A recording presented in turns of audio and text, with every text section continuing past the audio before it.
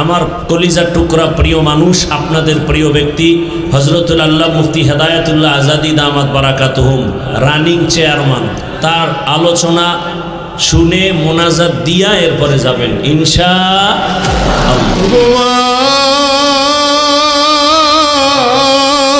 জীবনে কোনোদিন তোমার কাছে এমন আবদার করি নাই, একটা ছোট্ট আবদার আমি তোমার কাছে করব, তুমি আমার আবদারটা রাখবানি বলো। মা চোখের পানিগুলো ছেড়ে ছেড়ে কান্না করে আর বলে, কি আবদার বল না, তুই আমার কলিজার টুকরা, তোর যদি কোনো কষ্ট হয় আমি মা সহ্য করতে পারি না। মনে রাখবেন, সন্তানদের কোনো কষ্ট দুনিয়ার কোনো মা সহ্য করতে পারে না, ঠিক না বেঠিক? জোরে আওয়াজ করে বলে। কারণ একজন সন্তানের মা পৃথিবীর মধ্যে সবথেকে বড় আপন, এমন আপন দুনিয়ার কাউ হয় না, কেউ হয় না বাজান, কেউ হয় না। এই জন্য প্রায় করে বলি বাজার, তুমি আর আমি যখন ছোট, মা তোমাকে আমাকে ডান পাশে নিয়ে ঘুমায়, রাতের অন্ধকার হয়ে গেল, ডান পাশের বিছানায় পেশাব করে পুরো বিছানাটা ভিজা ফেলাইছি। মা কিন্তু সন্তানদের ফালায় দেয় না, মা আস্তে করে কোলে করে উঠায়, বাম সাইডে নিয়ে ঘুম পাড়ায়। বাচ্চা বুঝে না, বাচ্চা মানুষ কিছুক্ষণ পরে বাম সাইডেও বিছানায় পেশাব করে ভিজায় দিল। মা তাকায় দেখে বাচ্চাটা বাম সাইডেও ভিজা ফেলাইছে। ভিজা জায়গায় বাচ্চারে রাখা যাবে না, বাচ্চার ঠান্ডা লেগে যাবে। মা এবার নিজে চিত হয়ে শুইয়া নিজের বুকের উপরে বাচ্চাটারে উঠে গরম জায়গায় ঘুম পাড়ায়। মায়ের 12 হাত শাড়ি, পুরো শাড়িটা মায়ের ভিজে যায়। মা তারপর সন্তানরে কষ্ট পাইতে দেয় না, ঠান্ডা লাগাইতে দেয় না। ও কলিজার টুকরা যুবক, আজকের এই মজলিসটাতেও তোমাদেরকে বলে যাই, আজকের ময়দানটাতেও খুঁজতে পাওয়া যাবে যাদের ঘরে মা নাই, যাদের ঘরে বাবা নাই। আমি তো প্রায় বলি, আমি আজাদিও একজন মা হারা সন্তান। এই বাজান রে, এই মজলিসে এমন কোনো মানুষকে আসো যাদের মা জমিন থেকে বিদায়? কারা কারা আসো একটু হাতটা উঁচা করে দেখাও না বাজার। কার কার ঘরে বাবা নাই, মা নাই? হাতটা একটু উঁচা করে দেখাও না বাজার, উঁচা করে দেখাও না। কলিজার টুকরা যুবক,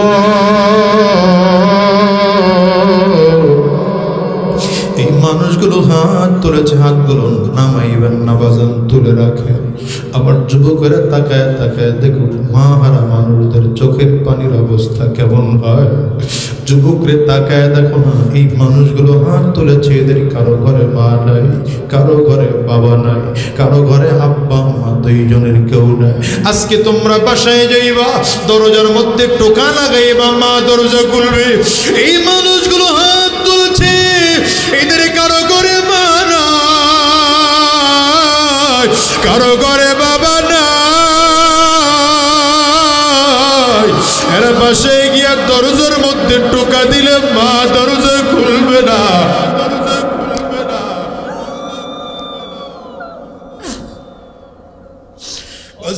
কি দিয়ে তোমাদেরকে বোঝাবো জানি না। আবু বকর সিদ্দিক রাদিয়াল্লাহু আনহু মা চোখের পানি ফেলে কান্না করে, হাতগুলো নামা। বাজান রে, তুই কি চাইবি আমার কাছে, জানা আমি দেওয়ার জন্য তৈয়ার আছি। মায়ের হাতটা বুকে টান দিয়ে লাগায় বলে, মাগো আমার বারবার করে মনটা চায় আমার পিয়ারা নবীর চেহারাটা আমি একটু দেখব। আবার নবীরে কাফিররা মারছে কিনা আমি জানি না।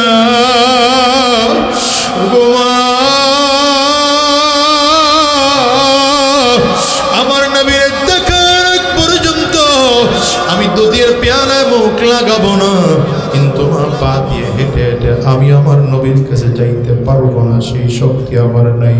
কারণ কাফিররা আমারে এমন মার বেড়েছে, পায়ের তলির মধ্যেও পিটিয়েছে, পায়ের মধ্যে ভর করে আমার নবীর কাছে যাওয়ার মতো শক্তি আমার নাই।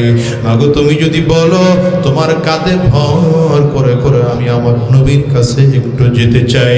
মা কান্না করে আর বলে, বাবা তুই যদি আমারে বলো, আমি তোর আবদার ফেলতে পারি না, চল না নবীর কাছে তোরে নিয়ে যায়।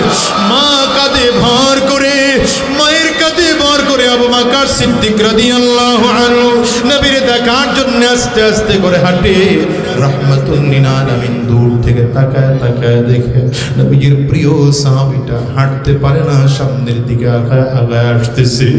আরে রক্তের দাগ, কাপড়ের চারিদিকে দেখা যায় ঠোঁট ফেটে রক্ত বের হয়।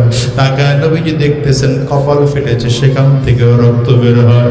নবীজি তাকিয়ে তাকিয়ে দেখতেছেন জামার বিভিন্ন জায়গায় রক্তের দাগ। নবীজি সহ্য করতে না পেরে দূর থেকে হাত দুইটা বাড়িয়ে দিয়া ডাক দিলেন, আমার প্রিয় আবু বকর,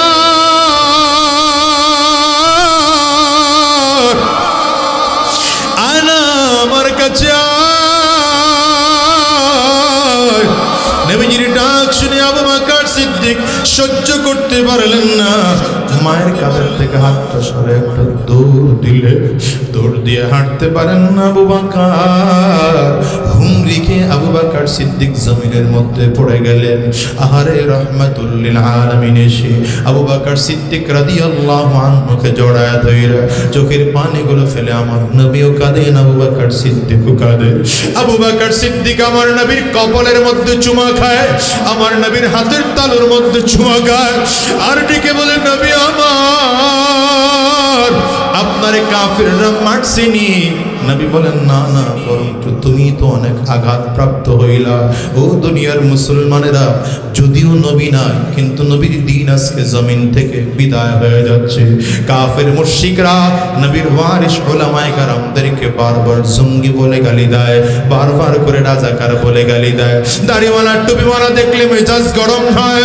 আমিও তোমাদেরকে বলি, শোনো, এমন মাদ্রাসাগুলোতে জঙ্গি তৈরি হয় না, রাজাকার তৈরি হয় না, উগ্রবাদ তৈরি হয় না।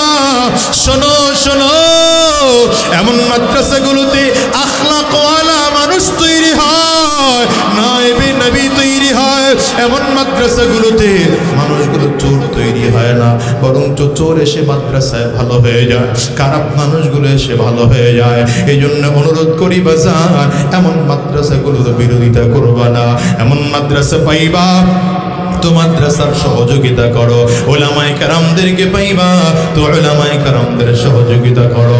আলেমদেরকে গালি দিবা না, আলেমদের বিরুদ্ধে কথা বলবা না, আলেমদেরকে জঙ্গি আর রাজাকার আর উগ্রবাদ বলে গালি দিবা না, বরঞ্চ তাকাইয়া দেখো তোমার আমলনামায় কত গুনাহ।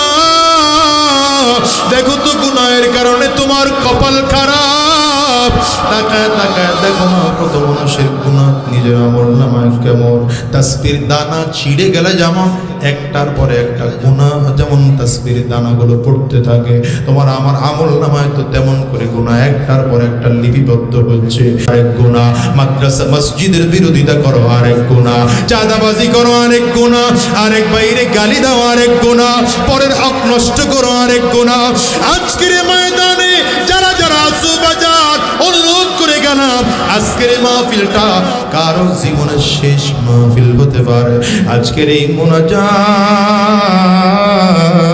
কারো জিন্দেগির শেষ মুনাজাত হতে পারে। আজকের এই ময়দান থেকে ওয়াদা করে যাও আর বলো, আল্লাহ, কুয়াকাটা হুজুরের বয়ানও শুনলাম, আর উলামায়ে কেরামদের বয়ানও শুনলাম। এই আল্লাহ ওয়ালাদের বয়ান শুনি না, দিনদারদের বয়ান শুনে কত মানুষের চোখ দিয়ে পানি বের হয়। আমার চোখে কেন পানিও না? আমার কপাল বুঝি পুরা, গুনাহ করে করে করে করে কলবটা শক্ত, এই জন্য চোখ দিয়ে পানিও বের হয় না। যারা গুনাহ করে ফেলেছ, নিজের গুনাহের কথা স্মরণ করে দিলটানে নরম করে দাও, চোখ দিয়ে পানি ফালাও। অনেকের ঘরে মা নাই, বাবা নাই, আব্বা আম্মার কথা স্মরণ করে চোখের পানি ফালাও। কবরের আযাবের কথা স্মরণ করে চোখের পানি ফালাইয়া কাঁদাও। জাহান্নামের কথা স্মরণ করে চোখের পানি ফালাইয়া কাঁদাও। আর আল্লাহকে বলো, আল্লাহ, ডাক দাও না মালিক রে, আওয়াজ করে চিল্লায়া বলো না, আল্লাহ আল্লাহ আর হারাম রাস্তায় চলবো না, আর শয়তানি রাস্তায় চলবো না, আর গুনাহের পথে চলবো না, শয়তানি রাস্তায় কদম বাড়াবো না। যতদিন এই জমিনে থাকবো তোমার দ্বীনের পথে চলবো, ইসলামের পথে চলবো, কোরআনের পথে চলবো। কারা কারা ওয়াদা করতে তৈয়ার আছো? দুইটা হাত উঁচা করে আল্লাহকে দেখাও, আওয়াজ দিয়ে চিৎকার করে ডাক দাও আল্লাহ। আরো জোরে জবান খুলে বলো না আল্লাহ, চিল্লায় জোরে ডাক দাও না আল্লাহ। আল্লাহ তোমার গোলামেরা দুই হাত উঁচু করেছে, আমরা সবাই মিলে ওয়াদা করলাম আর হারাম রাস্তায় চলবো না, শয়তানি রাস্তায় চলবো না, গুনাহের পথে কদম বাড়াবো না। যতদিন এই জমিনের মধ্যে থাকবো দ্বীনের পথে চলবো। আল্লাহ তুমি কবুল করে নাও, কবুল করে নাও। জবান খুলে বলো আমিন, আওয়াজ করে চিল্লা বলো আল্লাহুম্মা আমিন। যদি কোনো গোলাম মালিকের বিরোধিতা করে আর নিজেই যদি নিজেকে মালিক বলে দাবি করে, তার শাস্তি হলো এমন নীল দরিয়ার মতো পানির মধ্যে চুবাইয়া মারা। যুবক সাথে সাথে কাগজ আর কলম দিয়েছে, স্যার আমার কথা যদি বিশ্বাস না করে পাবলিক, তো আপনি একটু কলম দিয়ে লিখে দেন। এখন ফেরাউন লিখে দিচ্ছে, কোনো গোলাম যদি মালিকের বিরোধিতা করে, গোলাম হইয়া যদি নিজেকে মালিক বলে দাবি করে, তার শাস্তি হলো নীল দরিয়ার মতো এমন পানির মধ্যে চুবায়া মারা। যুবক তার লেখা নিয়ে চলে গেছে, ফেরাউন এলাকায় ফিরে আসছে। বলেন তো এলাকায় ফিরে আসার পরে ক্ষমতার পাওয়ার এখন কেমন? ক্ষমতা ছিল না, হঠাৎ খবর ক্ষমতা। বুঝে নাই, বুঝে নাই, মানে মনে হইলে এমন ডিসিদের ঘোষণায় 2024-এ আবারও ক্ষমতায় বসছে। টিকতে পারলো কিনা সেটা পরের কথা। হেমনে হেমনে বইছিল না এরা 24-এর আগে, মনে করছে আমরা তো পাশ করে বেলাইছি, 8-এ হয়ে গেছি আমরা, 14-তে হয়ে গেছি আমরা, 18-তে হয়ে গেছি আমরা, 24-এও বুঝি আমরা সারা দুনিয়ায় কেউ নেই। কিন্তু আল্লাহ দেখাই দিয়েছেন ছোট ছোট বাচ্চা, 15 বছরের বাচ্চা, 14 বছরের বাচ্চা, 18 বছরের বাচ্চারা রাজপথে যখন মজলুম হয়ে নেমেছে, ইমানি পাওয়ার নিয়ে নেমেছে, তো স্বৈরাচারের জন্য দুপুরের খানা পাকানো থাকলেও না খেয়ে দাদার দেশে পালাতে বাধ্য হয়েছে।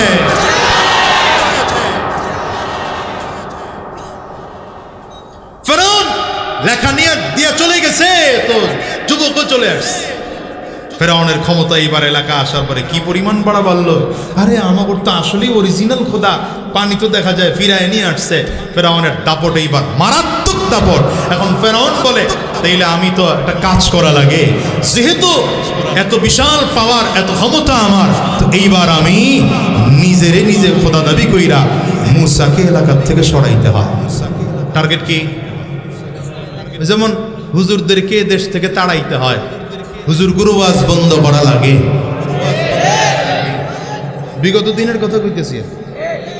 এখনো কেউ দুঃসাহস দেখায়, এখন আবার নতুন নতুন কেউ দুঃসাহস দেখানোর চিন্তা করে। তাদেরকেও বলি, যারা যদি কোনো আলেম কোরআন ও সুন্নাহর কথাই বলে, সঠিক কথা বলে, তাদের কথা যদি আপনার ভালো না লাগে, তারপরে আপনাকে মানতে হবে।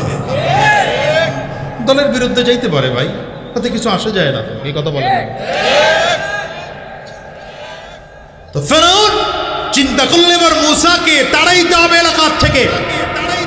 কেমনে তাড়াবে? সিদ্ধান্ত নিয়েছে যে পানির মধ্যে বিশাল তাড়াইতে তাড়াইতে লোহিত সাগরের কিনারায় নিয়ে গেছে। যার কিছু পারি আর না পারি, এলাকা থেকে ভাগাবো, না পারলে পানির মধ্যে চুবায়া মারবো। মুসা আলাইহিস সালাম তার গোটা বাহিনীদেরকে লইয়া লোহিত সাগরের কিনারায়, মুসা আলাইহিস সালামের বাহিনীর লোকজন তাকায় দেখে ফেরাউনের লোক বাম দিক থেকে আসতেছে, ডান দিক বাম দিক থেকে আসতেছে, পেছন দিক থেকে আসতেছে, চারিদিক থেকে সামনের দিকে আবার নদী। মুসা আলাইহিস সালামের উম্মতরা ডেকে বলেন, পয়গম্বর পরিস্থিতি তো মারাত্মক খারাপ, আমরা তো বাঁচার কোনো রাস্তা দেখতে পাচ্ছি না। পয়গম্বর মুসা আলাইহিস সালাম বলেন, টেনশন করো না, ইন্না মাইয়া রাব্বি সায়াহদিন। পয়গম্বর মুসা আলাইহিস সালাম বলেন, টেনশন করো না, আমার সাথে আমার আল্লাহ আছেন, রাস্তা দেখায় দিবেন। পয়গম্বর মুসা আলাইহিস সালাম যখন কথা বললেন, আল্লাহ তাআলা ডেকে বলেন, মুসা হাতের লাঠি যেটা আছে লাঠি দিয়ে নদীর মধ্যে বাড়ি দাও। এটা বড় কুদরতি লাঠি, এই লাঠি ছেড়ে দিলে সাপ হয়, এই লাঠি ছেড়ে দিলে সাপ হয়, এই লাঠি দিয়ে পাথরের মধ্যে বাড়ি দিলে পাথর ফেটে পানি বের হয়, কারণ এটা সাধারণ কোনো লাঠি নয়, জান্নাতি লাঠি। পয়গম্বর শুআইব আলাইহিস সালাতু ওয়াস সালামের মেয়ে বিয়ে করেছিলেন পয়গম্বর মুসা আলাইহিস সালাতু ওয়াস সালাম। মেয়ে বিয়ে করা শেষ হয়ে গেল, যেই মহারণার মেয়াদ ছিল তাও শেষ হয়ে গেল। বাড়িতে ফিরে আসবেন তো শুআইব আলাইহিস সালাম বলেন, জামাই গো কি দিব তোমার উপহার বলো, তুমি যৌতুক নাও না, কিন্তু আমার তো অন্তত উপহারটুকু দেওয়া দরকার। কি দেব তোমার? এখনকার যুবকরা তো শ্বশুরের কাছে গিয়ে যৌতুক চায়। আপনাদের হোম নাই নাই, আমাদের বরিশালের কথা বলতেছি আর কি, আছে হ্যাঁ। শ্বশুর বাড়ির থেকে যৌতুক না দিলে জামাইয়ের মেজাজ বড় গরম। মোটামুটি গরিব ঠরি বইলে কাজ সাইকেল লাগবে, আর যদি একটু মোটামুটি লেভেলের ধনী হয় তাহলে বলে মোটর সাইকেল লাগবে, বাইক লাগবে, বাজাজ হিরো পালসার। কথা জোরে বলেন না কেন, ঠিক না বেটি? আর ঢাকার শহরের শিল্পপতির মেয়ে যদি বিয়ে করে তাইলে বলে মেয়েটারে নিয়ে শ্বশুর বাড়ি কেমনে আসবো যদি ভালো একটা গাড়ি না দেয়। আপনাদের এলাকায় মনে হয় না এটাই? আবার গ্রাম দেশে শুনলাম এখন নতুন আইন পাশ হচ্ছে, যিনি ঘটক আছেন, আপনাদের দেশে কি কয় ঘটক, ঘটক সাহেব মেয়ের বাবার কাছে গিয়া বলে, শোনেন ছেলে খুব দামি ছেলে, ছেলে এম এ পাশ করেছে, বিএ পাশ করেছে, মাস্টার্স শেষ করেছে, ছেলে বিশাল শিক্ষিত, তবে ছেলেকে একটু বিদেশ পাঠানো দরকার, 20-22 লাখ টাকা লাগে, একটু ব্যবস্থা করে দিয়ে দিলে তো আপনার মাইয়ারই থাকবো, অসুবিধা কি? শ্বশুরের টাকায় জামাই মশাই বিদেশ গেছে, কার টাকায়? করে তাকাই রয়েছে কেন, কথা কও না কেন? কার টাকায়? শ্বশুরের টাকায় জামাই মিয়া বিদেশ। জামাই মিয়া এখন বিদেশ গিয়া বউয়ের নামে আলাদা অ্যাকাউন্ট করে বউয়ের কাছে টাকা পাঠায়, আবার কখনো শালীর নামে আলাদা অ্যাকাউন্ট করে শালীর জন্য মোবাইল, শালার জন্য ল্যাপটপ, শালার জন্য হুন্ডা।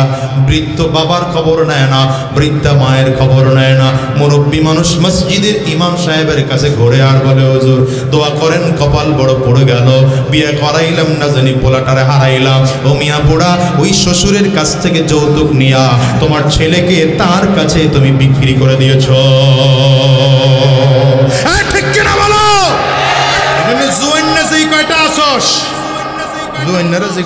বিয়ে করাস নাই, ওয়াদা করে যাবি যৌতুক নিয়ে বিয়ে করবি না। মুরব্বীরা হাত তুলে, জোয়ান্নারে হাত তুলে না, যৌতুক নিয়ে জীবনে বিয়ে করবা না। মেয়ের বাবা যারা আছেন, ছেলের বাবা যারা আছেন, তাদেরকে বলবো মেয়েকে যৌতুক দিয়ে বিয়ে দিবেন না, ছেলেকে যৌতুক নিয়ে বিয়ে করাবেন না। আওয়াজ দেয় না, দেখছেন কিপটা জাতি? জোরে বলেন ঠিক না বেটি? মনে রাখবেন, যৌতুক দেওয়া, যৌতুক নেওয়া, যৌতুকের সুপারিশ করা, যৌতুকের সাক্ষী থাকা, সবগুলো হারাম। ইসলামে হারাম করেছে, রাষ্ট্রীয়ভাবে এটাকে দণ্ডনীয় অপরাধ করেছে, ঠিক কিনা বলেন? ফেরাউন এবার চিন্তা করে পয়গম্বর মুসা আলাইহিস সালাম রে এলাকার থেকে মুসা আলাইহিস সালাম রে এলাকার থেকে তাড়াইতে পারলেই বুঝি শেষ। লোহিত সাগরের কিনারায় মুসা আলাইহিস সালাম দাঁড়ায় আছেন, আল্লাহ তাআলা ডাকতে, শ্বশুর বাড়ির থেকে যে পাইছিলা হাদিয়া, যৌতুক না হাদিয়া? কথা কয় না, যৌতুক না হাদিয়া? মুসা আলাইহিস সালাম একটা হাদিয়া, আপনারা জানেন এটা হলো যৌতুক। বুঝেন নাই কথা? যৌতুক আর হাদিয়ার মধ্যে পার্থক্য কি? এটার ব্যাপার বিশাল আলোচনা আছে। সাদাবাজি আর দানের মধ্যে যা পার্থক্য, যৌতুক আর হাদিয়ার মধ্যে ওইটা পার্থক্য। কি কথা কন না কেন? চাঁদাবাজি আর হাদিয়ার মধ্যে পার্থক্য জানেন না বুঝি আপনারা? চাঁদাবাজি হইলো ওইটা, অনেকে আছে না আমাদের হুজুরগুর কালেকশন দেখা এগোর মেজাজ গরম করে, হুজুর আপনারাও তো সাদা খান, আমরাও সাদা খাই। হ্যাঁ, হুজুররা সাদা খায় না, জোরে বলে যায় না। চাঁদাবাজি আর হাদিয়ার মধ্যে পার্থক্য কি? দুইটা মৌলিক পার্থক্য। এক নম্বর পার্থক্য হলো চাঁদাবাজি করা হয় জোর করে। বলেন কি করে? জোর করে। আর হাদিয়া হচ্ছে কোনটা? যেটা স্বেচ্ছায় খুশি মনে দেওয়া হয়, এটা হলো হাদিয়া। কথা বলেন না? এই যে কুয়াকাটা হুজুর এখানে বয়ান শেষ করে আপনা করে বলছে রুমাল পাঠাইলাম, যার সাধ্য যতটুকু কোলায় দিয়ে দেন, এটা হলো হাদিয়া। আর যদি কয় এই খারাপ বড় লোক, পিস্তল ঠেকাইলাম, আগামীকালকের মধ্যে 10,000 মাদ্রাসায় দিয়ে যাবি, নাইলে পোলা গুম হয়ে যাবো গা, পোলা গুম হয়ে যাবো গা। হ্যাঁ, এটা হলো চাঁদাবাজি। আগামীকালকের মধ্যে দোকান করো এলাকায়, বাসায় 5,000 টাকা দিয়ে আইসো, নাইলে শাটার লাগায় দেবো, এটা হলো। আর হাদিয়া কোনটা? দ্বিতীয় নম্বর পার্থক্য হলো হাদিয়া কালেকশন করা হয় দ্বীনের স্বার্থে। কিসের স্বার্থে? দ্বীনের স্বার্থে, জনকল্যাণের স্বার্থে। আর চাঁদা কালেকশন করা হয় নিজের পেটের জন্যে। কথা বলেন। এবার চাঁদাবাজ আর হাদিয়া দুইটার মধ্যে পার্থক্য বুঝছেন তো? চাঁদাবাজ আপনাদের এলাকায় মনে হয় না, এটাই বলেন না, জোরে বলেন না। আমি দুই জন্য বলি যে স্বৈরাচার বিদায় হয়েছে, চাঁদাবাজ বিদায় হয় নাই। জায়গায় জায়গায় এখনো চাঁদাবাজ গুলো আছে, ঠিক না? ঠিক বলেন। যেখানে চাঁদাবাজ পাবেন ওরে ধরে ওই খাম্বার সাথে আর পিলারের সাথে ব্যথা রাখবেন। একটা দুইটারে মারলে বাকিগুলো অটোমেটিক শায়েস্তা হয়ে যাবে। ঠিক কিনা? জোরে আওয়াজ করে বলো। আল্লাহ তাআলা পয়গম্বর মুসা আলাইহিস সালাম রে বললেন মারি মারো। লাঠি দিয়ে নদীর মধ্যে বাড়ি দিতে দেরি হয়। একটা দুইটা ঘটনা আপনারা জানেন, কিন্তু আমি এখান থেকে 2-3টা আল বাইর করবো, এজন্য এটা শুরু করছি। এই আল বাইর করে আমার কথা শেষ। খুব মনোযোগ দিলে ভালো করে বুঝবেন। আল্লাহর কোরআন নাজিল হয়েছে ঠিকই 1400 বছর আগে, কিন্তু এই যুগেও কোরআন, এই যুগেও চলে। কোরআন যে কত আপডেট, কোরআন যে কত আপডেট, কোরআন যে কত থিওরিক্যাল, এটা এই যুগে আসলেও বোঝা যায়। তো এই কথাটা বোঝানোর জন্যই কথাটা বললাম। হযরত মুসা আলাইহিস সালাম বাড়ি দিলেন তো একটা দুইটা রাস্তা না, 12টা রাস্তা হয়ে গেছে, পানি ভাগ করে। মুসা আলাইহিস সালাম তার লোকজনদেরকে নিয়ে চলতেছেন। ফেরাউন তার পেছনে পেছনে চিন্তা করলো, হায় হায়, এত বিশাল রাস্তা তো আগে খেয়াল করি নাই, তাহলে আমরাও নামি। মুসা আলাইহিস সালাম যখন নদীর মাঝখানে, ফেরাউন তখন এই পার দিয়া নামতেছে। মুসা আলাইহিস সালাম ওই পার থেকে পার হয়ে গেলেন। ফেরাউন কই? জোরে কয় না, জোরে হয় না। আল্লাহ বলেন, পানি রে, আমি তোরে ক্ষমতা দিয়েছিলাম, কিছুক্ষণের জন্য তোর ক্ষমতা আবার কেড়ে নিয়েছিলাম, যা তোর ক্ষমতা তোকে আবার ফেরত দিলাম। পানির কাজ হলো ঢেউ তৈরি করা, পানির কাজ হলো মানুষকে চুবাইয়া মারা। পানি এখন ক্ষমতা পাইয়া, কয় না কয় না কয় না কয় না। ফেরাউন রে একবার নিচের দিকে নেয়,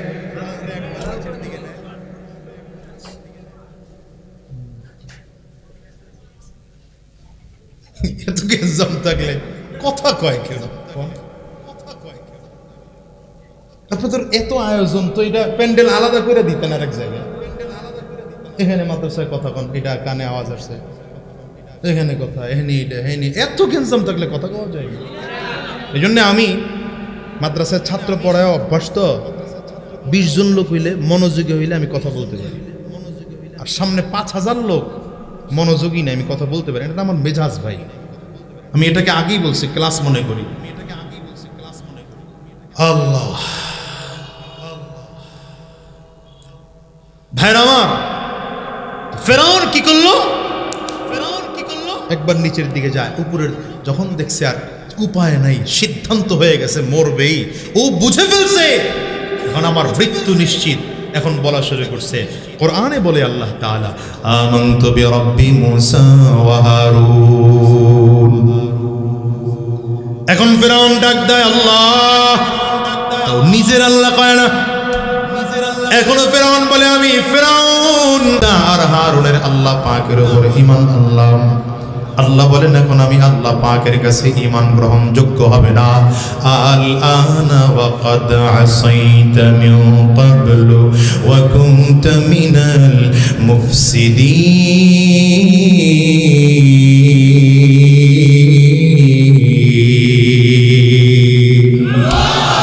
আমার আল্লাহ তাআলা বললেন সারাটা জীবন অন্যায় করেছো, আলেমদের সাথে বিরোধিতা করেছো, সারাটা জীবন ইসলাম ওয়ালাদেরকে জঙ্গি বলে গালি দিয়েছো, রাজাকার বলে গালি দিয়েছো, মৌলবাদ বলে গালি দিয়েছো। এখন যত তওবা করো আমি আল্লাহর কাছে তওবা কবুল হবে না। একবার রাজাকার বইলা বলাইছো, মুখ ফসকায় বের হয়ে গেছে গা, এখন পালানোই লাগবে। সরি বললে কাজ হবে না। কিছুটা মিলে কথা কয় না, করে তাকাই রয়েছে, বুঝেই না। কিছুটা মিলে, আরো মিলবে সামনে আগান।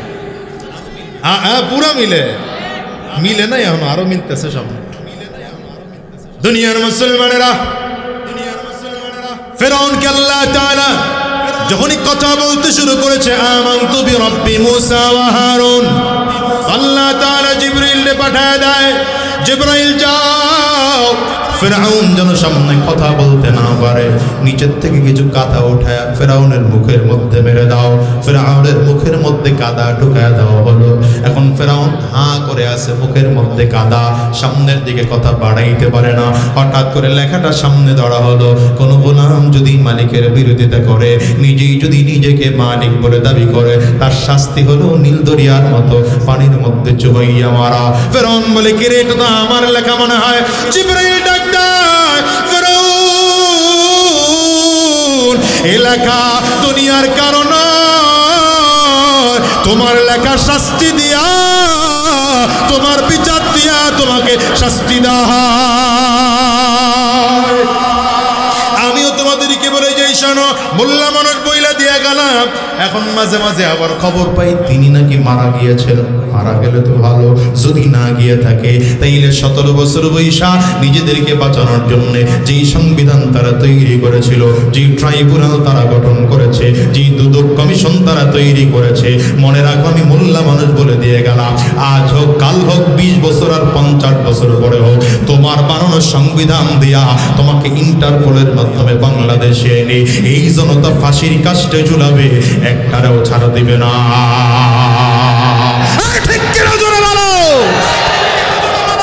এবার পানির মধ্যে ডুবে একবার নিচের দিকে যা, আবার উপরের দিকে লম্বা কথা আল্লাহ তাআলা আজরাইলের মাধ্যমে জান কবজ করা ফেলাইলেন।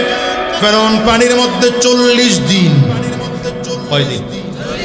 পানির মধ্যে 40 দিন। এলাকার মানুষ বিশ্বাস করে না, মিশরের মানুষগুলো বিশ্বাস করতে চায় না। এত বড় খোদা মরে কেমনে? আরে যার কথায় পানি চলতো কথা কয় না, যার কথায় পুলিশ চলে, যার কথায় আর্মি চলে, তার কথায় তিনি আবার পালায় কেন? হ্যাঁ, ফেরাউনের কথায় নীল দরিয়ার পানি চলে, মিয়া জোয়ার ভাটা হয়, ফেরাউনের চলে।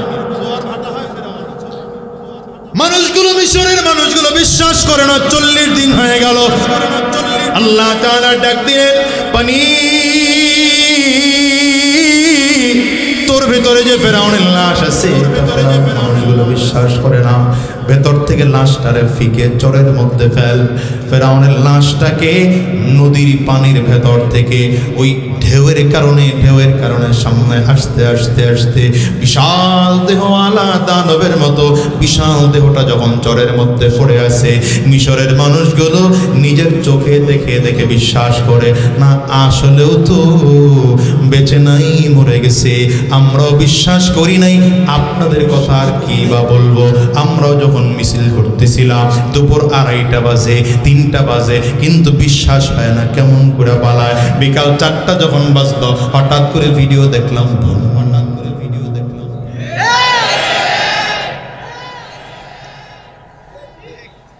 বুঝে না, কথা বুঝে না, জাতি ওয়াজ বুঝে না রে, জাতি ওয়াজ। হ্যাঁ, মিলে কিছুটা মিলেনি। এইবার ফেরাউনের লাশের দিকে তাকায় একটা কথা বলেছেন, এটা শিক্ষার বিষয়, এটা হলো মূল শিক্ষা। আল্লাহ তাআলা ফিরআউনের লাশের দিকে তাকায় বলে, আল-ইয়াওমা নুনাজ্জিকা বিবাদানিকা আল-ইয়াওমা নুনাজ্জিকা বিবাদানিকা লিতাকুনা লিমান খালফাকা আয়া।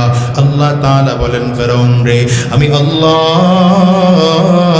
তোর লাশটাকে কিয়ামত পর্যন্ত অটল রাখবো, অবিচল রাখবো, নষ্ট করব না, পচাবো না, চামড়া ঢিল করব না।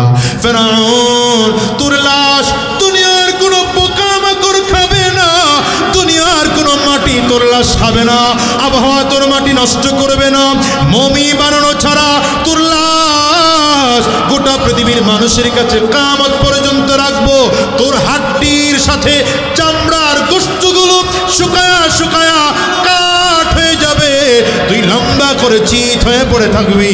কিয়ামত পর্যন্ত মানুষ তোর লাশটাকে দেখে দেখে দেখে দেখে শিক্ষা গ্রহণ করবে। দুনিয়ায় যদি কেউ কোনোদিন ফেরাউনের মতো শক্তিশালী হতে চাও, কেউ যদি আলেমদের বিরোধিতা করো, কেউ যদি ইসলামের বিরোধিতা করো, কেউ যদি দাড়িওয়ালা টুপিওয়ালাদেরকে জঙ্গে বলে গালি দাও, কেউ যদি নিজেকে স্বৈরাচার হয়ে যাও ফেরাউনের মতো, তাইলে তার শেষ পরিণাম ফল এমন হয়। ঠিক না বেঠিক? জোরে আওয়াজ করে বলো। আল্লাহ তাআলা ফিরআউনকে দিয়ে দেখাইছেন, কিন্তু শিক্ষা গ্রহণ করে নাই। বাংলাদেশের মানুষ তোমাদেরকে বলি, শোনো, ওটা ছিল পুরুষ ফিরআউন, 24-এ বাংলাদেশ থেকে বিদায় হয়েছে, ওইটা মহিলা ফিরআউন। ঠিক কিনা? চিল্লা বলো। এরপরেও যদি বাংলাদেশের ক্ষমতাসীন যারা আছো, এরা যদি আলেমদেরকে দেখলে মেজাজ গরম করো, আলেমদেরকে জঙ্গি বলো, আলেমদেরকে রাজাকার বলো, আলেমদেরকে মৌলবাদ বলো, অপেক্ষা করো, তোমাদের ভবিষ্যৎটা ওই লেডি ফিরআউনের মতোই হবে। তুই হাত তুলে চিল্লা জোরে বলো, ঠিক কিনা? এই জন্য সাবধান করে বলি, উলামায়ে কেরামদের সাথে থাকো, দ্বীনের পথে চলো।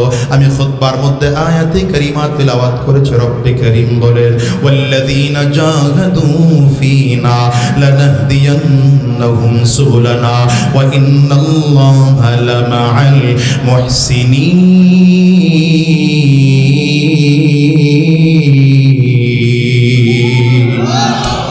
আমার আল্লাহ তাআলা গোটা পৃথিবীর মানুষকে জানাইয়া দেয়, দুনিয়ার মানুষ শোনো, আমি আল্লাহর রাস্তায় চলো, চলার জন্য যদি কেউ চেষ্টা করে, মেহনত করে, ফিকির করে, আমি আল্লাহ তাআলা এমন একজন কুদরতি রব, আমি আল্লাহ তাআলা আমার রাস্তায় চলানোর জন্য বান্দাকে সহজ রাস্তা দেখায় দিই। দেখেন তো, দুনিয়ার সাহাবায়ে কেরামদের অবস্থা এমন ছিল, যারা ছিলেন জাহান্নামের আসামি, কিন্তু নবীজির হাতে হাত দিয়ে যখন কালিমা পড়ে মুসলমান হয়ে গেলেন।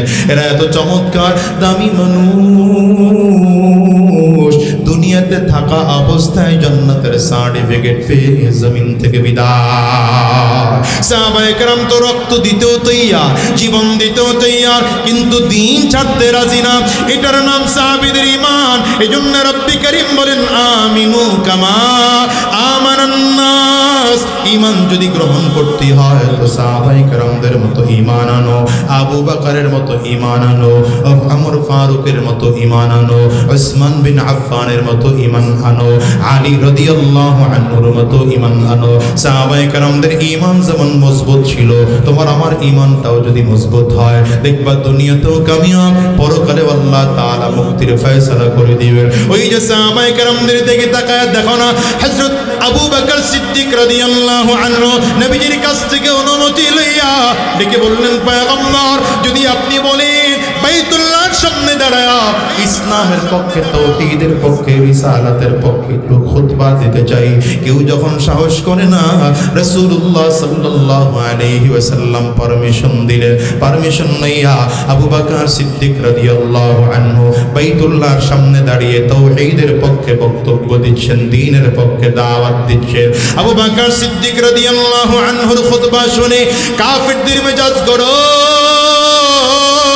বেঈমানগুলো সব এসে দাঁড়িয়েছে। আবু বকর সিদ্দিক রাদিয়াল্লাহু আনহুকে বেধড়ক পেটাতে আরম্ভ করেছে। ঘোড়া দাঁড়ানোর চাবুক দিয়া বুকের মধ্যে জোরে জোরে বাড়িগুলো দেয়, পিঠের চামড়াগুলো ফেটে যায়, বুকের মধ্যে বাড়ি দেয়, বুকের চামড়াগুলো ফেটে যায়। তরবারির মার দিয়া আবু বকর সিদ্দিক রাদিয়াল্লাহু আনহুকে মারতে আরম্ভ করেছে। ঠোঁট ফেটেও রক্ত বের হয়, ফেটেও আবু বকর সিদ্দিক রাদিয়াল্লাহু আনহুর রক্ত বের হয়। এমন পরিমাণ মার মেরেছে পায়ের তলার চামড়াগুলো ফেটে যায়। আবু বকর সিদ্দিক রাদিয়াল্লাহু আনহু এই মার কে কাফির মুশরিকরা মৃত্যু মনে করে মক্কার উত্তপ্ত মরুভূমির বালুর মধ্যে ফেলে রেখেই তারা চলে গেল। আবু বকর সিদ্দিক রাদিয়াল্লাহু আনহুর গোত্রের লোকজনগুলো ধরাধরি করে বাসায় নিয়ে আসলেন। বাসায় এনে তারা তাকায়া দেখে আবু বকর সিদ্দিক রাদিয়াল্লাহু আনহুর হুঁশ নাই। মা মাথার কাছে বসে আছে। পয়গম্বরের সাহাবী আবু বকর সিদ্দিক রাদিয়াল্লাহু আনহুর হুঁশ নাই। মাথার মধ্যে বারবার করে পানি ঢালে, হাত আর পায়ের মধ্যে তেল মালিশ করে। আবু বকর সিদ্দিকের এখনো হুঁশ ফিরে আসে না। লম্বা সময় হুঁশ, কিন্তু ঈমান কত মজবুত। লম্বা সময় পরে যখন হুঁশ ফিরে আসছে, মায়ের দিকে তাকায় প্রথম শব্দই ডাক দেয়, মাগো বলো না আমার নবী কেমন আছে। আবু বকর সিদ্দিক রাদিয়াল্লাহু আনহুর মা তখনও কালিমা পড়ে মুসলমান হন নাই। মিজাজ গরম করে ডাক দেয়, তুই জীবনে মুহাম্মদের নাম তোর জবান দিয়ে বলবি না, কারণ এই মুহাম্মদের জন্য তুই মার খেয়েছ, রক্ত ঝরেছে তোর শরীর থেকে। আবু বকর সিদ্দিক রাদিয়াল্লাহু আনহু ডেকে বললেন, মা কি বলো তুমি? আমার জবান দিয়ে কেমন করে আমার নবীর নামটা না নিয়ে পারি? আমার নবীর কথা যদি না বলি আমার দিলটা খারাপ হয়ে যায়। ও মা বলো না আমার নবী কেমন আছে? মা বারবার করে একটু পেয়ালায় দুধ নিয়ে আসলো, পেয়ালায় করে আর একটু পানি নিয়ে আসলো। সন্তানের সামনে বারবার করে ধরে। আবু বকর সিদ্দিক রাদিয়াল্লাহু আনহু পেয়ালাটা হাত দিয়ে সরায় দেয় আর বলে, মাগো আমার আগে বলো না আমার নবী কই আছে, আমার নবী কেমন আছে? ওমা যতক্ষণ পর্যন্ত আমি আমার নবীর চেহারাটা না দেখব, আমি এক গ্লাস পানির মধ্য থেকে একটা ফোঁটা পানিও পান করব না, একটা ফোঁটা দুধ পান করব না। মা কিং কর্তব্য বিমূঢ় হয়ে ডাক দিলেন, বাবা শোনো, কই পাবো আমি আমার তোমার নবী রে? কোথায় তোমার নবী আছে? জানি না। হযরত আবু বকর সিদ্দিক রাদিয়াল্লাহু আনহু বললেন, মা কোথাও যদি না পাও তাইলে আমরের বাড়িতে চলে যাও। আমরের একটা বোন আছে, নাম তার ফাতিমা। ফাতিমার কাছে গিয়ে জিজ্ঞাসা করো না আমার নবী কই আছে।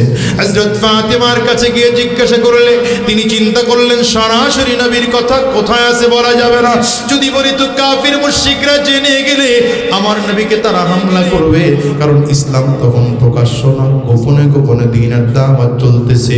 হযরত ফাতিমা রাদিয়াল্লাহু আনহা আস্তে আস্তে করে সামনের দিকে আগায়। পর্দার আয়াত তখন নাজিল হয় নাই। আবু বকর সিদ্দিকের ঘরের দরজা দিয়ে যখন ঢুকতেছে, আবু বকর সিদ্দিক চোখের পানিগুলো ফেলে ডাক দেয়, ফাতিমা রে বল না আমার নবী কই আছেন, বল না আমার নবী কই আছে। হযরত ফাতিমা মুখের মধ্যে আঙ্গুল দিয়া বলে, চুপ কর, জোরে বলিস না, তোর মা শুনে ফেলবে। আবু বকর সিদ্দিক বলেন, টেনশন করো না, আমার মা যদিও ইমানদার নয়, তবে তুমি যদি বলো আমার নবীর ঠিকানা বললে আমার মা কারো কাছে গিয়ে বলবে না, মা আমার কাছে ওয়াদা দিয়েছে। বলে শোনো, নবীকে দেখে আসছি একটু আগে, যায়েদ ইবনে আরকাম রাদিয়াল্লাহু আনহুর বাড়িতে সাফা পাহাড়ের পাদদেশে দারুল আরকামে আমার নবীজি বসা আছেন। রাহমাতুল লিল আলামিনের সাহাবী আবু বকর নিজের মায়ের হাতটা টান দিয়ে বুকের সাথে লাগাইয়া ডেকে বলে, মা জীবনে কোনোদিন তোমার কাছে এমন আবদার করি নাই, একটা ছোট্ট আবদার আমি তোমার কাছে করব, তুমি আমার আবদারটা রাখবানি বলো। মা চোখের পানিগুলো ছেড়ে ছেড়ে কান্না করে আর বলে, কি আবদার বল না, তুই আমার কলিজার টুকরা, তোর যদি কোনো কষ্ট হয় আমি মা সহ্য করতে পারি না। মনে রাখবেন, সন্তানদের কোনো কষ্ট দুনিয়ার কোনো মা সহ্য করতে পারে না, ঠিক না বেঠিক? জোরে আওয়াজ করে বলে, কারণ একজন সন্তানের মা পৃথিবীর মধ্যে সবথেকে বড় আপন। এমন আপন দুনিয়ার কাউ হয় না, কেউ হয় না বাজান, কেউ হয় না। এই জন্য প্রায় করে বলি, বাজার তুমি আর আমি যখন ছোট, মা তোমাকে আমাকে ডান পাশে নিয়ে ঘুমায়, রাতের অন্ধকার হয়ে গেল, ডান মাসির বিছানায় পেশাব করে পুরো বিছানাটা ভিজা ফেলাইছি, মা কিন্তু সন্তানকে ফালায় দেয় না। মা আস্তে করে কোলে করে উঠা বাম সাইডে নিয়ে ঘুম পাড়ায়। বাচ্চা বুঝে না, বাচ্চা মানুষ কিছুক্ষণ পরে বাম সাইডেও বিছানায় পেশাব করে ভিজায় দিল। মা তাকায় দেখে বাচ্চাটা বাম সাইডেও ভিজা ফেলাইছে। ভিজা জায়গায় বাচ্চার রাখা যাবে না, বাচ্চার ঠান্ডা লেগে যাবে। মা এবার নিজে চিত হয়ে শুইয়া নিজের বুকের উপরে বাচ্চাটারে উঠে গরম জায়গায় ঘুম পাড়ায়। মায়ের 12 হাত শাড়ি, পুরো শাড়িটা মায়ের ভিজে যায়। মা তার বড় সন্তানরে কষ্ট পাইতে দেয় না, ঠান্ডা লাগাইতে দেয় না। ও কলিজার টুকরো যুবক, আজকের এই মজলিসটাতেও তোমাদেরকে বলে যাই, আজকের ময়দানটাতেও খুঁজতে পাওয়া যাবে যাদের ঘরে মা নাই, যাদের ঘরে বাবা নাই। আমি তো প্রায় বলি আমি আজাদিও একজন মা হারা সন্তান। এর বাজার রে এই মজলিসে এমন কোনো মানুষকে আসো যাদের মা জমিন থেকে বিদায়? কারা কারা আসো একটু হাতটা উঁচা করে দেখাও না বাজার। কার কার ঘরে বাবা নাই, মা নাই? হাতটা একটু উঁচা করে দেখাও না বাজার, উঁচা করে দেখাও না। কলিজার টুকরো যুবক,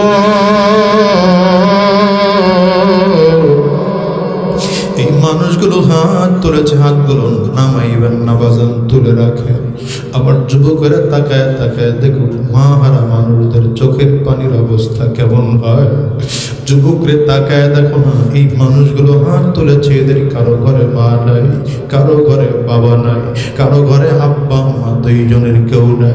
আজকে তোমরা বাসায় যাইবা, দরজার মধ্যে টোকা লাগাইবা, মা দরজা খুলবে, এই মানুষগুলো হাত তুলছে, এদের কারো ঘরে মা নাই, কারো ঘরে বাবা নাই। এর পাশে গিয়া দরজার মধ্যে টোকা দিলে মা দরজা খুলবে না।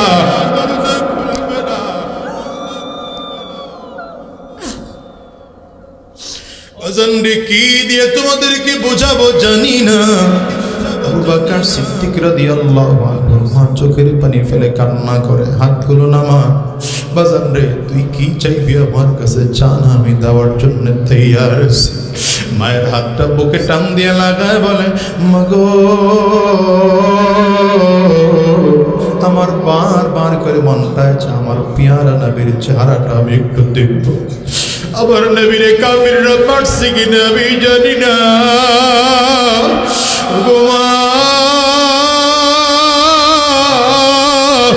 আমার নবীর দেখার পর্যন্ত আমি দুধের পেয়ালায় মুখ লাগাবো না, কিন্তু আমার পা দিয়ে হেঁটে হেঁটে আমি আমার নবীর কাছে যাইতে পারবো না, সেই শক্তি আমার নাই।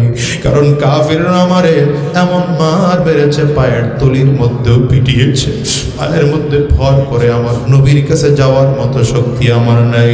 মাগো তুমি যদি বলো তোমার কাঁধে ভর করে করে আমি আমার নবীর কাছে একটু যেতে চাই। মা কান্না করে আর বলে, বাবা তুই যদি আমারে বলো আমি তোর আবদার ফেলতে পারি না, চল না নবীর কাছে তোরে নিয়ে যায়। মা কাঁধে ভর করে, মায়ের কাঁধে ভর করে আবু বকর সিদ্দিক রাদিয়াল্লাহু আনহু নবীর দেখার জন্য আস্তে আস্তে করে হাঁটে। রাহমাতুল লিল আলামিন দূর থেকে তাকায় তাকায় দেখে নবীজির প্রিয় সাহাবীটা হাঁটতে পারে না, সামনের দিকে আগায় আগায় আসতেছে। আরে রক্তের দাগ, কাপড়ের চারিদিকে দেখা যায় ঠোঁট ফেটে রক্ত বের হয়। তাকায় নবীজি দেখতেছেন কপাল ফেটেছে, সেখান থেকেও রক্ত বের হয়। নবীজি তাকিয়ে তাকিয়ে দেখতেছেন জামার বিভিন্ন জায়গায় রক্তের দাগ। নবীজি সহ্য করতে না পেরে দূর থেকে হাত দুইটা বাড়িয়ে দিয়া ডাক দিলেন, আমার প্রিয় আবু বকর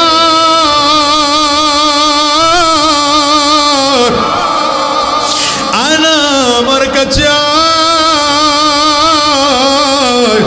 নবীজির ডাক শুনে আবু বকর সিদ্দিক সহ্য করতে পারলেন না, মায়ের কাঁধের থেকে হাতটা সরে একটা দৌড় দিলে, দৌড় দিয়ে হাঁটতে পারেন না আবু বকর। হুমরিকে আবু বকর সিদ্দিক জমিনের মধ্যে পড়ে গেলেন। আহারে রহমাতুল লিল আলামিন এসে আবু বকর সিদ্দিক রাদিয়াল্লাহু আনহুকে জড়ায় ধরে চোখের পানিগুলো ফেলে আমার নবীও কাঁদেন, আবু বকর সিদ্দিকও কাঁদে। আবু বকর সিদ্দিক আমার নবীর কপালের মধ্যে চুমা খায়, আমার নবীর হাতের তালুর মধ্যে চুমা খায়, আর ডেকে বলে নবী আমার, আপনারে কাফিররা মারছেনি। নবী বলেন না না, বরং তুমি তো অনেক আঘাতপ্রাপ্ত হইলা। ও দুনিয়ার মুসলমানেরা, যদিও নবী নাই কিন্তু নবীর দিন আজকে জমিন থেকে বিদায় হয়ে যাচ্ছে। কাফের মুশরিকরা নবীর ওয়ারিস উলামায়ে কেরামদেরকে বারবার জঙ্গি বলে গালি দেয়, বারবার করে রাজাকার বলে গালি দেয়। দাড়িওয়ালা টুপিওয়ালা দেখলে মেজাজ গরম হয়। আমিও তোমাদেরকে বলি, শোনো, এমন মাদ্রাসাগুলোতে জঙ্গি তৈরি হয় না, রাজাকার তৈরি হয় না, উগ্রবাদ তৈরি হয় না। শোনো শোনো, এমন মাদ্রাসাগুলোতে আখলাকওয়ালা মানুষ তৈরি হয়, নায়েবে নবী তৈরি হয়। এমন মাদ্রাসাগুলোতে মানুষগুলো চোর তৈরি হয় না, বরং চোর এসে মাদ্রাসায় ভালো হয়ে যায়, খারাপ মানুষগুলো এসে ভালো হয়ে যায়। এই জন্য অনুরোধ করি বাজার, এমন মাদ্রাসাগুলোর বিরোধিতা করবা না। এমন মাদ্রাসা পাইবা তো মাদ্রাসার সহযোগিতা করো, উলামায়ে কেরামদেরকে পাইবা তো উলামায়ে কেরামদের সহযোগিতা করো। আলেমদেরকে গালি দিবা না, আলেমদের বিরুদ্ধে কথা বলবা না, আলেমদেরকে জঙ্গি আর রাজাকার আর উগ্রবাদ বলে গালি দিবা না, বরঞ্চ তাকাইয়া দেখো তোমার আমলনামায় কত গুনাহ। দেখো তো গুনাহের কারণে তোমার কপাল খারাপ। তাকায় তাকায় দেখো না কত মানুষের গুনাহ, নিজের আমলনামায় কেমন। তাসবির দানা ছিঁড়ে গেলে যেমন একটার পরে একটা গুনাহ যেমন তাসবির দানাগুলো পড়তে থাকে, তোমার আমার আমলনামায় তো তেমন করে গুনাহ একটার পর একটা লিপিবদ্ধ হচ্ছে। আরেক গুনাহ, মাদ্রাসা মসজিদের বিরোধিতা করো আরেক গুনাহ, চাঁদাবাজি করো আরেক গুনাহ, আরেক বাইরে গালি দাও আরেক গুনাহ, পরের হক নষ্ট করো আরেক গুনাহ। আজকের ময়দানে যারা যারা আসো বাজার, অনুরোধ করে গেলাম, আজকের মাহফিলটা কারো জীবনের শেষ মাহফিল হতে পারে। আজকের এই মোনাজাত কারো জিন্দেগির শেষ মোনাজাত হতে পারে। আজকের এই ময়দান থেকে ওয়াদা করে যাও আর বলো, আল্লাহ, কুয়াকাটা হুজুরের বয়ানও শুনলাম, আরো উলামায়ে কেরামদের বয়ানও শুনলাম। এই আল্লাহ ওয়ালাদের বয়ান শুই না, দিনদারদের বয়ান শুনে কত মানুষের চোখ দিয়ে পানি বের হয়। আমার চোখে কেন পানিও নাই? আমার কপাল বুঝি পোড়া, গুনাহ করে করে করে করে কলবটা শক্ত, এই জন্য চোখ দিয়ে পানিও বের হয় না। যারা গুনাহ করে ফেলেছ, নিজের গুনাহের কথা স্মরণ করে দিলটানে নরম করে দাও, চোখ দিয়ে পানি ফালাও। অনেকের ঘরে মা নাই, বাবা নাই, আব্বা আম্মার কথা স্মরণ করে চোখের পানি ফালাও। কবরের আযাবের কথা স্মরণ করে চোখের পানি ফালাইয়া কাঁদাও। জাহান্নামের কথা স্মরণ করে চোখের পানি ফালাইয়া কাঁদাও। আর আল্লাহকে বলো, আল্লাহ, ডাক দাও না মালিক রে, আওয়াজ করে চিল্লায়া বলো না, আল্লাহ। আল্লাহ, আর হারাম রাস্তায় চলবো না, আর শয়তানি রাস্তায় চলবো না, আর গুনাহের পথে চলবো না, শয়তানি রাস্তায় কদম বাড়াবো না। যতদিন এই জমিনে থাকবো তোমার দ্বীনের পথে চলবো, ইসলামের পথে চলবো, কোরআনের পথে চলবো। কারা কারা ওয়াদা করতে তৈয়ার আছো? দুইটা হাত উঁচা করে আল্লাহকে দেখাও, আওয়াজ দিয়ে চিৎকার করে ডাক দাও, আল্লাহ। আরো জোরে জবান খুলে বলো না, আল্লাহ। চিল্লায় জোরে ডাক দাও না, আল্লাহ। আল্লাহ, তোমার গোলামের বামেরা দুই হাত উঁচু করেছে, আমরা সবাই মিলে ওয়াদা করলাম আর হারাম রাস্তায় চলবো না, শয়তানি রাস্তায় চলবো না, গুনাহের পথে কদম বাড়াবো না। যতদিন এই জমিনের মধ্যে থাকবো দ্বীনের পথে চলবো। আল্লাহ তুমি কবুল করে নাও, কবুল করে নাও। জবান খুলে বলো আমিন, আওয়াজ করে চিল্লা বলো আল্লাহুম্মা আমিন।